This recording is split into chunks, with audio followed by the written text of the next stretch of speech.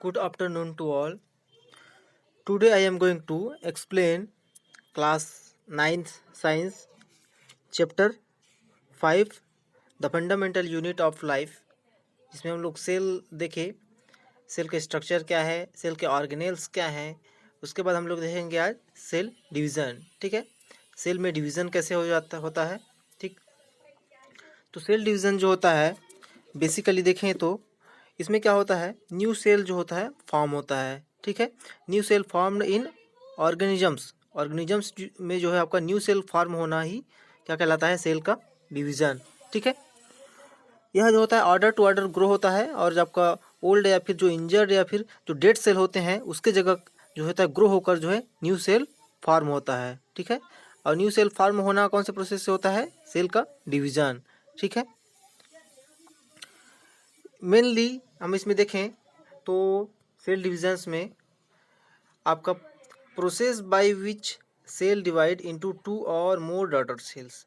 तो cell division की जो प्रोसेस है उसमें मेनली दो या दो से अधिक जो डॉटर सेल का जो होता है, इसमें क्या होता है, प्रोडक्शन होता है। ठीक है, या फिर डिवाइड हो जाते हैं। ठीक है, एक सेल जो रहेगा दो या फिर दो से अधिक सेल में जो है डिवाइड हो जाना या फिर बन जाना। ठीक है, वह क्या कहलाता है, हमारा सेल डिविजन्स।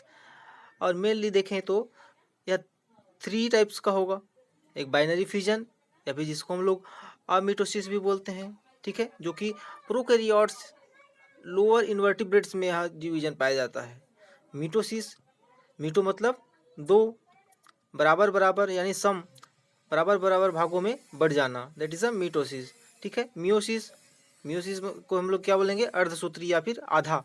ठीक है, जिसमें सेल का जो रहेगा जो बनेगा उसमें क्या हो जाएगा, क्रोमोसोम की संख्या आधा हो जाएगा। लेकिन जो मिटोसिस रहेगा उसको क्या बोलेंगे, समसूत्री, तो सम मतलब बराबर। ठीक है, तो इसमें आपका डिवाइड है आपका अमिटोसिस, मिटोसिस और मियोसिस। ठीक, यहाँ पे डायग्राम में दिया गया है। फर्स्ट हम लोग देख सकते हैं बाइनरी फिजन या फिर मिटोसिस बोलते हैं, जिसमें एक डीएनए है, डीएनए का बीच का भाग जो होता है आपका रिप्लिकेशन होने के पश्चात जो होता है इस प्रकार से डिवाइड हो जाता है। ठीक है, इस प्रकार से बीच से भाग डिवाइड हो जाता है और दो अलग अलग जो होता है सेल का फॉर्मेशन करता है, जिसको हम लोग साइटोकाइनेसिस यानी सेल बनने की प्रोसेस बोलेंगे। ठीक है, यहाँ पे क्रोमोसोम वाला रीजन जो होता है सेगमेंटेशन हो जाएगा दोनों के बीच में। ठीक है, ये अलग हो जाएगा, ये अलग हो जाएगा इस प्रकार से, और दो अपना अलग साइटोप्लाज्म बना के दो सेल बना लेंगे। ठीक, मिटोसिस में देखें तो मिटोसिस यानी समसूत्री विभाजन, तो इसमें क्या होगा, जो क्रोमोसोम की संख्या रहेगा वो बराबर भागों में बढ़ जाएगा, उसका साइटोप्लाज्म का रीजन जो रहेगा वह भी डिवाइड हो जाएगा। ठीक है, यहाँ पे डिप्लॉइड सेल है इस प्रकार से, जिसमें एस फेस होगा। ठीक है, एस फेस होगा, एस फेस मतलब डीएनए सिंथेसिस, डीएनए का क्या होगा यहाँ पे, सिंथेसाइज्ड होगा या फिर सिंथेसिस होगा, जो कि पोलर बॉडी वाले रीजन है, पोलर बॉडी रीजन हो गया, ये पोलर बॉडी रीजन हो गया। इस साइड जो है आपका जो सेल होंगे वह सेंट्रियोल्स का फॉर्मेशन कर कर जो है आपका पोल की तरफ जो होते हैं मूव करेंगे, मूव डाउन करेंगे। ठीक है, तो यहाँ पे डायग्राम में देख सकते हैं इस प्रकार से जो होता है, जो क्रोमोसोम्स हैं डॉटर ये इधर जाएंगे, आधा इधर जाएंगे इस पोल में, और दोनों जो होते हैं फाइनली इस प्रकार से डिवाइड हो जाएंगे। ठीक है, यहाँ पे देख सकते हैं, यहाँ पे क्या हो गया है, दो अलग अलग सेल में जो है आपका डिप्लॉइड सेल में क्या हो गए हैं, डिवाइड हो गए हैं। ठीक,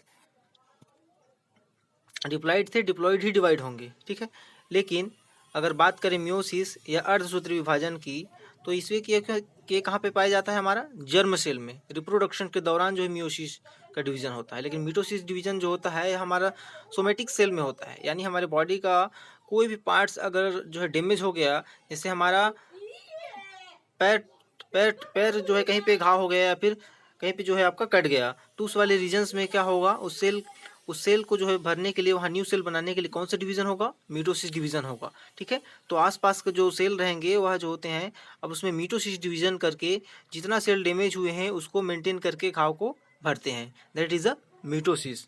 ठीक है, ये हमारे सोमा यानी बॉडी में कहीं पे भी घाव या फिर कहीं पे भी अगर कोई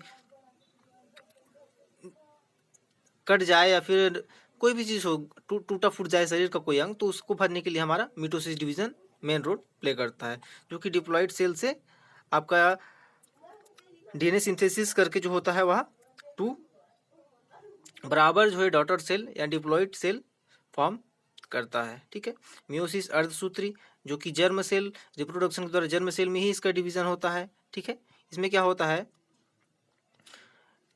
जो हैप्लॉइड जो डिप्लॉइड सेल रहेगा उसमें इस प्रकार से डिवीजन होने के पश्चात जो गेमिट का फॉर्मेशन होगा। ठीक है, गेमिट के बाद क्या बनेगा हमारा जाइगोट। तो जाइगोट जो बनेगा वह 2 की जगह 4 जो है आपका हैप्लॉइड जो सेल रहेगा वह फॉर्म होगा, दैट इज अ मियोसिस यानी अर्धसूत्री। जो टोटल क्रोमोसोम्स रहेगा उसमें आधा आधा जो है डिवाइड, आधा आधा मिलकर जो है जो जाइगोट बनेगा उसका फॉर्मेशन करेगा। ठीक है, यहाँ पे ह्यूमंस में देखा जाता है। ठीक है, मेल गेमिट फीमेल गेमिट जो है रिप्रोडक्शन के पश्चात एक जो डॉटर सेल, जो डॉटर आपका ऑफस्प्रिंग प्रोड्यूस होता है उसमें क्रोमोसोम की संख्या क्या होती है, मदर और फादर दोनों का मिलाकर होता है। ठीक है, that is a form of zygote. इस प्रकार से हम देख सकते हैं difference between mitosis and meiosis. Mitosis और मियोसिस यानी समसूत्री और अर्धसूत्री आपका सेल डिविजन्स में अगर हम दोनों में अंतर देखें तो मिटोसिस को देखेंगे तो this type division take place somatic cells. तो जो मिटोसिस होता है समसूत्री विभाजन होता है वह मेनली जो होता है सोमेटिक सेल्स, सोमा मतलब बॉडी, हमें सोमेटिक सेल्स में ही हमारा मिटोसिस का डिवीजन होगा। ठीक है, कहीं पे हमारा बॉडी का सेल्स जो होते हैं डैमेज हो जाते हैं तो उसको भरने के लिए उसको उसमें आपका सेल का नया नया न्यू सेल फॉर्म करने के लिए जो होता है मिटोसिस का डिवीजन होता है जो कि बराबर संख्या में होता है। ठीक है, मियोसिस देखें तो this type division take place gametic यानी जर्म सेल या फिर गेमेटिक या फिर रिप्रोडक्टिव के दौरान जो आपका गेमिट का फॉर्मेशन होता है तो उसमें जो डिवीजन होता है उस स्थान पर उसको हम लोग क्या बोलेंगे मियोसिस यानी अर्धसूत्री विभाजन।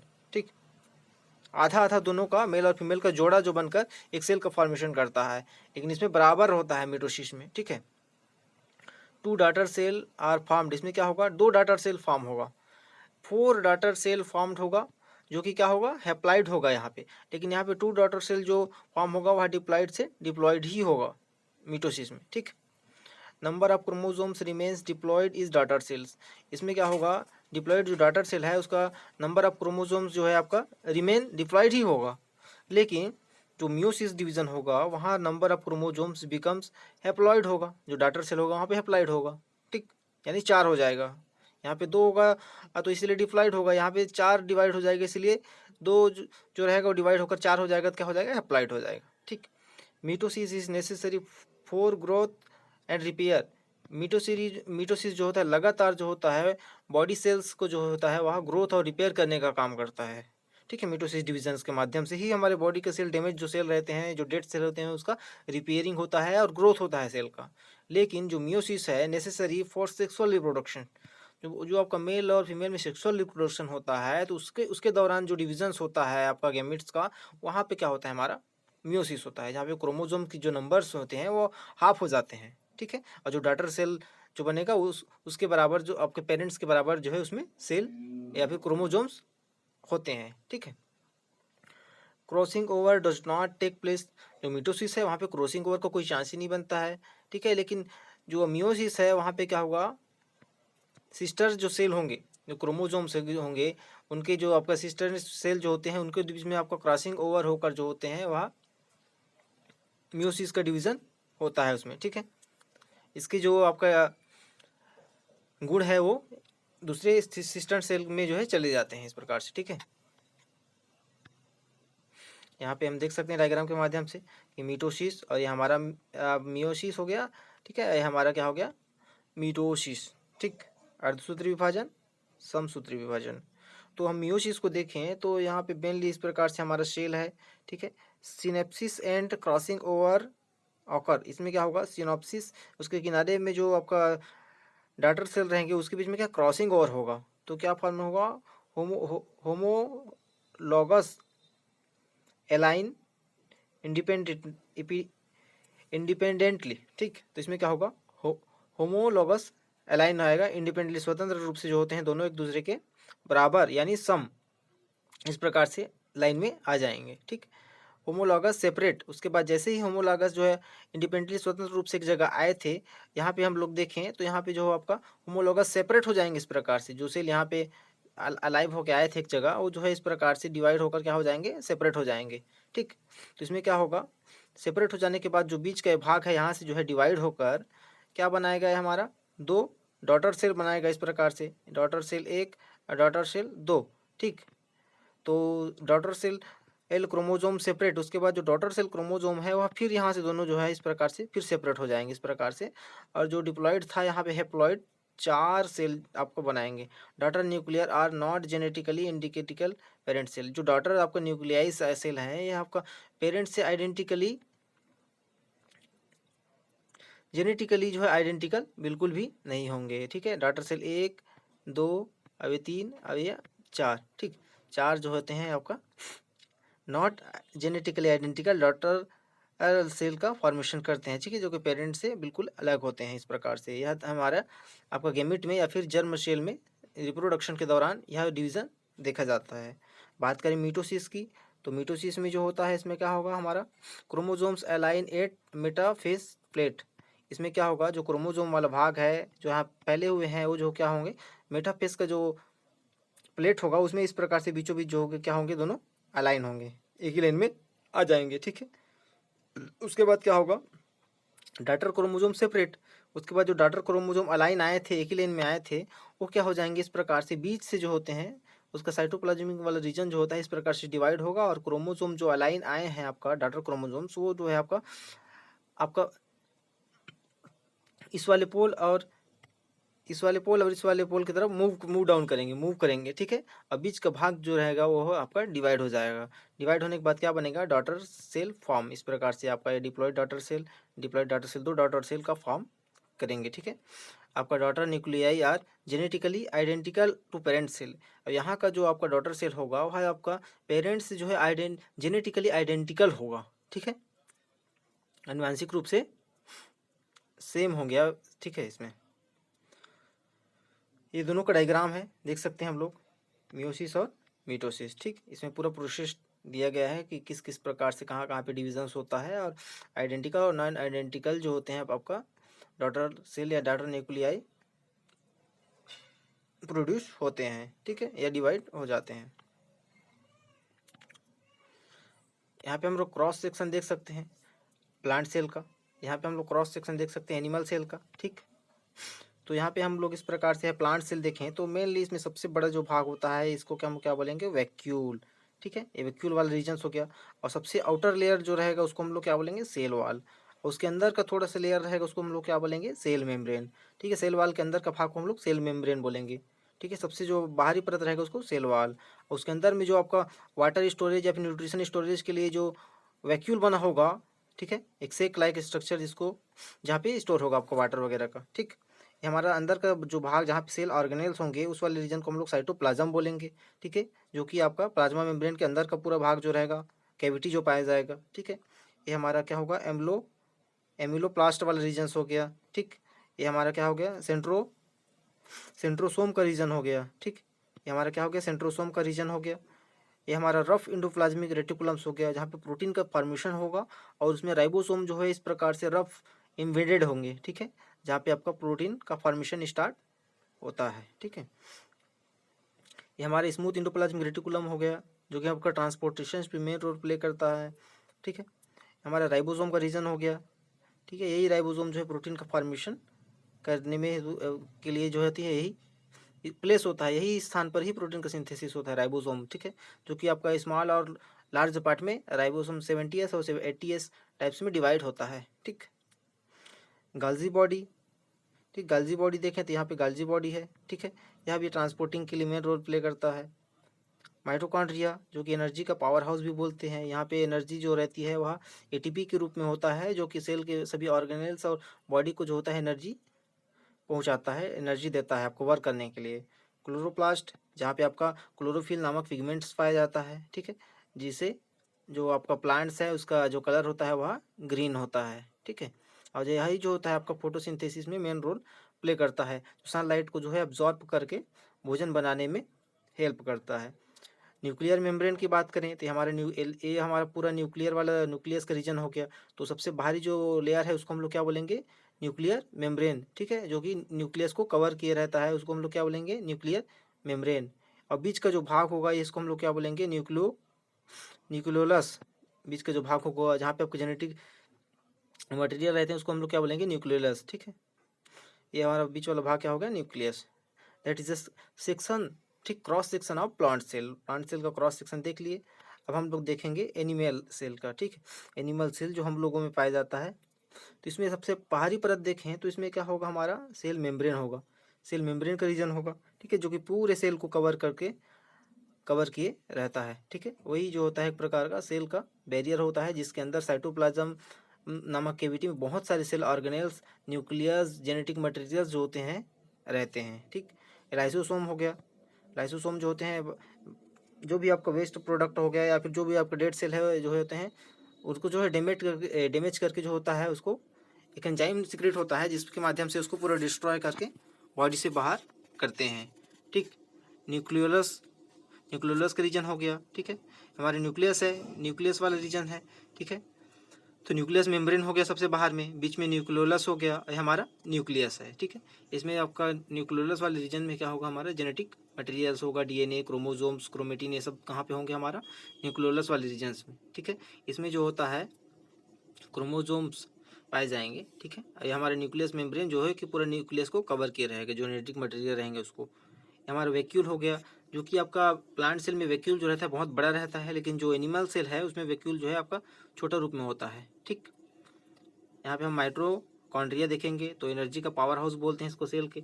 ठीक है, जहाँ पे एनर्जी जो रहता है, ग्लूकोज जो रहता है वह एटीपी के रूप में फॉर्म होता है, और पूरी बॉडी को जो होता है, जो सेल्स होते हैं, यहीं से जो है आपका एनर्जी प्रोड्यूस होता है वर्क के लिए।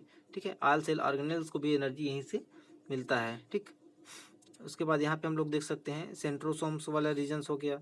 ठीक, सेंट्रोसोम्स है हमारे साइटोप्लाज्म का रीजन हो गया, कैविटी है जहाँ पे पूरे सेल ऑर्गेनेल्स हैं, रफ इंडोप्लाज्मिक रेटिकुलम जहाँ पे प्रोटीन का फॉर्मेशन होगा, जहाँ पे आपका राइबोसोम जो होते हैं पूरा उसके सरफेस पर अटैच रहते हैं। ठीक, स्मूथ इंडोप्लाज्मिक रेटिकुलम जो कि ट्रांसपोर्टिंग के लिए मेन रोल प्ले करेगा, राइबोसोम जो कि प्रोटीन फॉर्मेशन के लिए सरफेस होता है या फिर प्लेस होता है। ठीक है, वहीं पे प्रोटीन का फॉर्मेशन होता है इनसाइड द सेल साइटोप्लाज्म। ठीक में, और जो आपका मैसेंजर आरएनए है वहाँ जो है आपका न्यूक्लियस वाले रीजन से लाता है हमारा राइबोसोम में। ठीक है, और वहाँ से स्पेशल जो आपका ट्रांसफ़र आरएनए है वहाँ एमिनो एसिड को जो है एंटीकोडॉन के रूप में लाकर प्रोटीन का फॉर्मेशन किया जाता है। ठीक, जो कि 3 प्रोसेस में होती है, इलोंगेशन, ठीक है, इनिशिएशन प्रोसेस, इलोंगेशन और टर्मिनेशन, 3 प्रोसेस में होता है हमारा।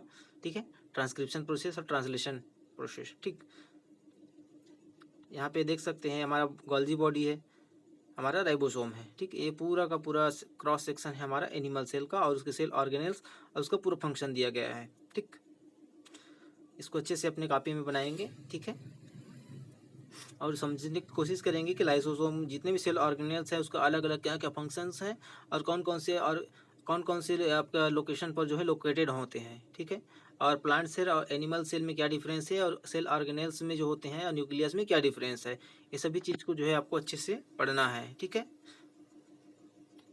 आगे देखते हैं।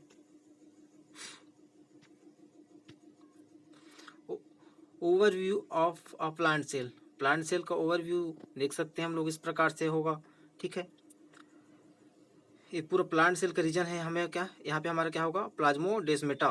प्लाज्मोडेस्मेटा जो कि इनसाइड द सेल या आउटसाइड द सेल जो भी मटेरियल्स होंगे, न्यूट्रिशंस होंगे, आने जाने के लिए एक कवरिंग है। ठीक है, प्लाज्मोडेस्मेटा पोर पाए जाएंगे, स्मॉल माइक्रो पोर्स हैं। क्या है, स्मॉल माइक्रो पोर्स हैं, जिसके माध्यम से ही आपका ट्रांसपोर्टिंग का काम होगा inside the cell outside the cell. ये हमारा सेल वाल वाला रीजन हो गया, हमारा wall of the adjacent cell हो गया। ठीक है, जिसमें 2 सेल जो है इस प्रकार से जॉइंट होंगे, इस वाले रीजन को हम लोग क्या बोलेंगे, वाल है। 2 सेल के बीच में जो जॉइंट होता है वह वाला वाल है, यहाँ पे सेल वाल बोलेंगे उसको। ठीक है, वाल ऑफ एडजेसेंट सेल। ठीक, ये हमारा पेरोक्सिसोम्स प्लाज्मा मेम्ब्रेन वाला रीजन हो गया ये। ठीक, हमारा माइटोकॉन्ड्रिया हो गया, एनर्जी का पावर हाउस जिसको बोलते हैं, जहाँ पे आपका एनर्जी एटीपी के रूप में फॉर्म पर स्टोर रहता है। गाल्जी अपरेटस ट्रांसपोर्टिंग के लिए। न्यूक्लियस देखें तो न्यूक्लियस में आपका मेनली देखें तो इसमें क्रोमेटिन, न्यूक्लियस, न्यूक्लियर एनवेलॉप और हमारा सेंट्रोसोम्स, ये सभी जो होते हैं आपका प्रोडक्ट जो रहेंगे इसके अंतर्गत जो है न्यूक्लियस के अंतर्गत पाए जाएंगे। ठीक है, जो कि जेनेटिक मटेरियल्स होता है न्यूक्लियस में। ठीक है, जो कि आपका एक पीढ़ी से दूसरी पीढ़ी जो होता है आपका सूचनाओं को जो है ट्रांसफ़र करने का काम करता है। ठीक है, प्रोटीन सिंथेसिस में भी मेन रोल प्ले करता है। रफ इंडोप्लाज्मिक रेटिकुलम का रीजन्स हो गया, ठीक, जहाँ पे प्रोटीन का फॉर्मेशन होगा, जहाँ पे राइबोसोम जो रहते हैं उसके सरफेस पर अटैच रहते हैं। स्मूथ इंडोप्लाज्मिक रेटिकुलम, इसका भी फंक्शन है ट्रांसपोर्टिंग के लिए। ठीक है, राइबोसोम का रीजन हो गया जहाँ पे प्रोटीन का फॉर्मेशन होगा सरफेस पर। सेंट्रल वैक्यूल वाला रीजन्स हो गया, टोनोप्लास्ट हो गया। अब हम साइटोस्केलेटन के अंतर्गत जो कि पूरा सेल का जो होते हैं ढांचा बनाते हैं, स्ट्रक्चर बनाते हैं, उसमें हमारा माइक्रोफिलामेंट, इंटरमीडिएट फिलामेंट और माइक्रोट्यूबुल्स आते हैं। ये सभी जो हैं किस में आते हैं? साइटोस्केलेटन, यानी साइटो मतलब सेल, स्केलेटन मतलब उसका कंकाल। ठीक है, मतलब सेल का जो पूरा ढांचा या फिर स्केलेटन जो बना रहेगा, ठीक है, उसको हम लोग क्या बोलेंगे? साइटोस्केलेटन। इसमें माइक्रोफिलामेंट्स, माइक्रोट्यूबुल्स और इंटरमीडिएट फिलामेंट्स आते हैं। ठीक है, ये हमारा क्लोरोप्लास्ट वाला रीजन हो गया, जहाँ पे हमारा क्या होगा? क्लोरोफिल नामक पिगमेंट्स पाया जाएगा, जो कि फोटोसिंथेसिस में जो होता है वो हमें रोल प्ले करता है आपको सनलाइट को एब्जॉर्ब करने के लिए। ठीक, not in plant cell lysosome centriole in flagella. Plant cell में क्या नहीं होते? लाइसोसोम सेंट्रियोल और flagella in some plant sperms. ठीक,